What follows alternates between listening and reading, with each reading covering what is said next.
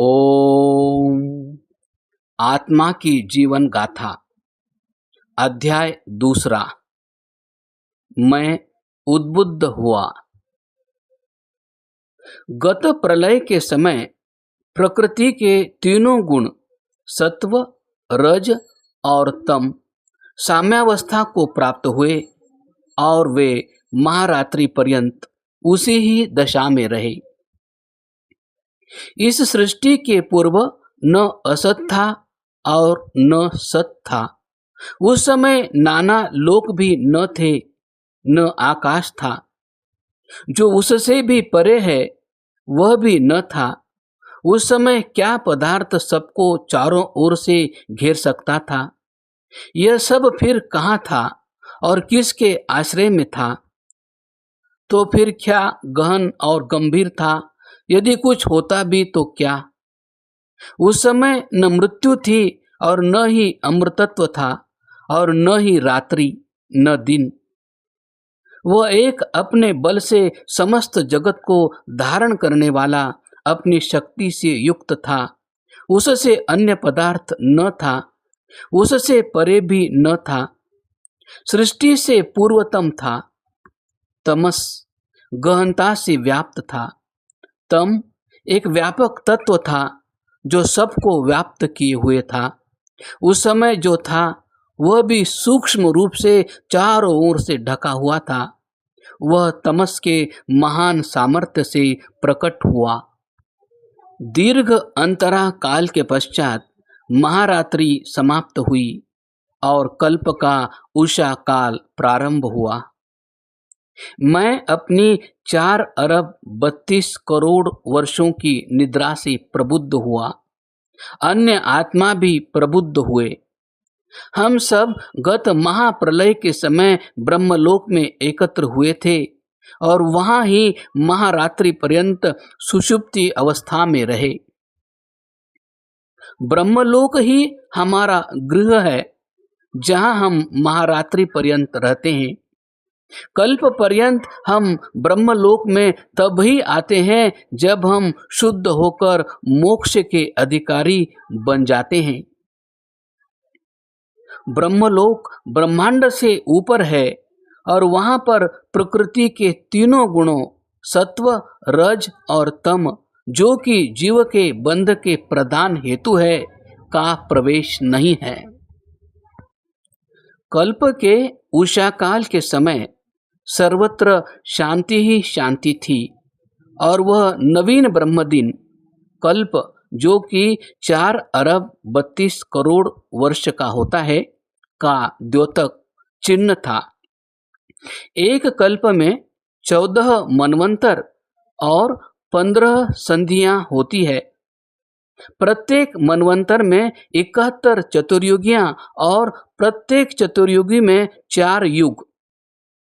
सतयुग 17,28,000 वर्ष, त्रेता युग 12,96,000 वर्ष, द्वापर युग 8,64,000 वर्ष और कलियुग 4,32,000 वर्ष होते हैं।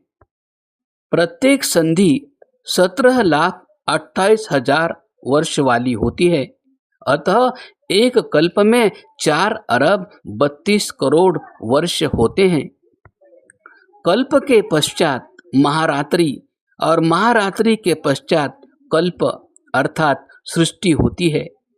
अर्थात प्रत्येक प्रलय के पश्चात सृष्टि और प्रत्येक सृष्टि के पश्चात प्रलय होता है।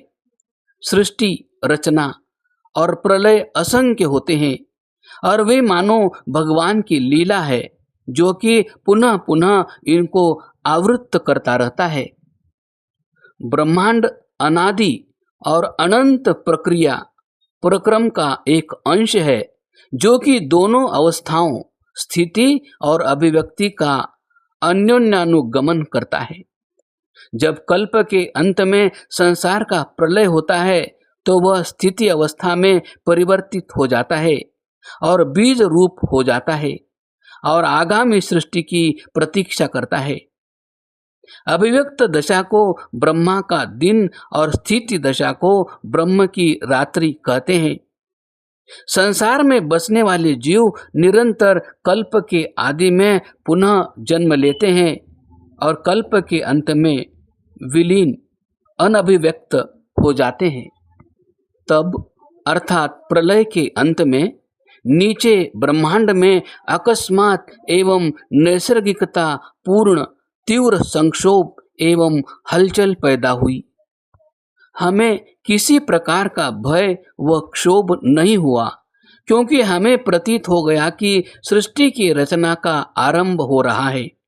नीचे ब्रह्मांड में प्रकाश हुआ और तीव्र गति उत्पन्न हुई। वात चक्र, विद्युत एवं झक्कड़ चलने प्रारंभ हुए। यह प्रक्रिया चिरकाल तक चलती रही। अंत में महाभूतों का प्रकोप शांत हुआ। प्रकृति अपने तीनों गुणों सत्व, रज और तम में खंडित हो गई। जब सृष्टि का रूप स्पष्ट हुआ तब हमने विचित्र अद्भुत दृश्य देखा। संपूर्ण सृष्टि एवं अनगिनत सूर्य, चंद्र, तारागण, पृथ्वियां आदि प्रकट हुई, जो कि पूर्व कल्प की नाई रची गई थी। जब पृथ्वी और अन्य ग्रह शीतल हुए और वह जीवों के वास करने योग्य हो गए, तो वनस्पतियां पृथ्वी से सर्वप्रथम अंकुरित हुई। तत्पश्चात एक कोश वाले अणु जीव उत्पन्न हुए और फिर अनेक कोशों वाले छोटे जीव। तब पशु और पक्षीगण बहुसंख्या में उत्पन्न हुए। तब जीवन की शैली अधिक समृद्ध एवं जटिल हुई। तब मनुष्य, जो कि प्राणी मात्र में सर्वश्रेष्ठ है और जिसके हित के लिए यह संसार रचा गया था, का प्रादुर्भाव हुआ।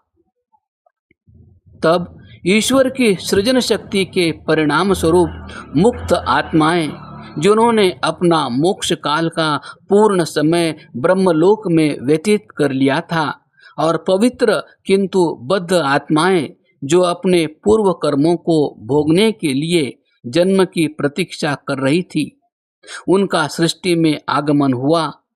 अनगिनत नर और नारी युवावस्था में अभिव्यक्त आविर्भूत हुए। वे ही मनुष्य जाति के पुरखा अर्थात पूर्व पुरुष हुए।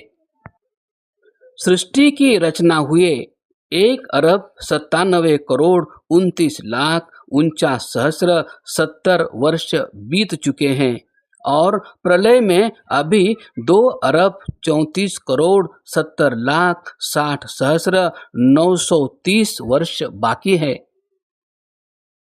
सृष्टि की आयु की गणना इस प्रकार होती है। 6 मनवंतर जो बीत चुके हैं, 6 गुणा 71 गुणा 43,20,000 बराबर 1,84,03,20,000। 7वें मनवंतर की 27 चतुर्युगियां बराबर 27 गुणा 43,20,000 बराबर 11,66,40,000। 8 चतुर्युगी के सतयुग, त्रेता और द्वापर 17,28,000 अधिक 12,96,000 अधिक 8,64,000 बराबर 38,88,000।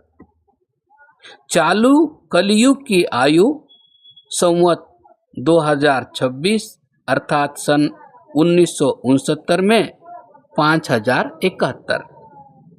7 संधियां 7 गुणा 17,28,000 बराबर 1,20,96,000।